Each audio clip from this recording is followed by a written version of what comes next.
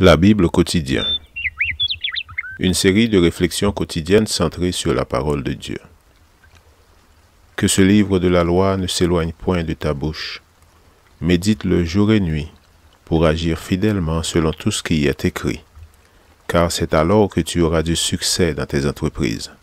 C'est alors que tu réussiras. Josué chapitre 1, verset 8.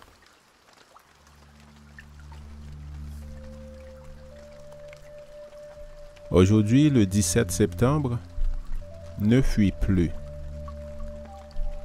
Car le Fils de l'homme est venu chercher et sauver ceux qui étaient perdus. Luc chapitre 19, verset 10.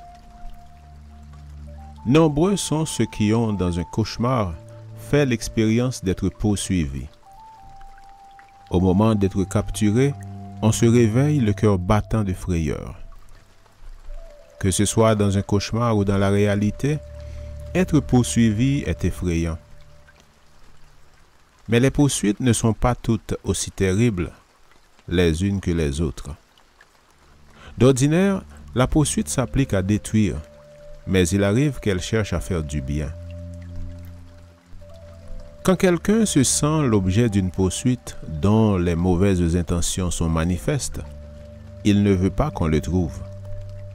Parfois, bien que constatant les bonnes intentions de l'autre, nous ne désirons pas être trouvés. À ce sujet, Jésus nous a raconté quelques paraboles. Celle de la brebis perdue, qui ressentait le besoin qu'on la trouve, mais ne savait que faire dans ce but. Celle de la pièce de monnaie, complètement ignorante de son besoin. Celle du fils prodigue, qui connaissait cette nécessité, mais n'en voyait pas l'intérêt.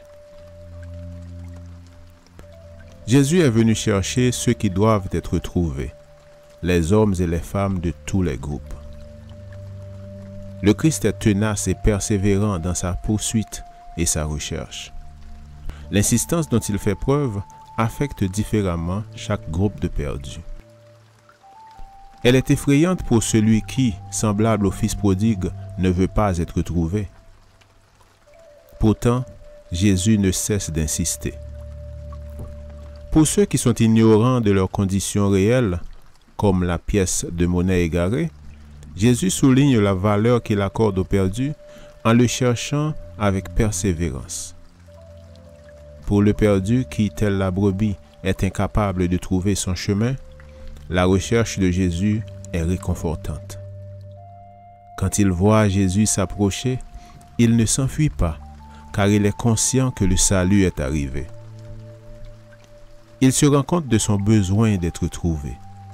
Il se sent envahi de reconnaissance lorsque le Christ s'approche de lui pour le conduire à la bergerie. Jésus cherche avec persévérance. Il cherche tous ceux qui sont dans le désert et ont conscience de leur besoin d'être trouvés, comme la brebis.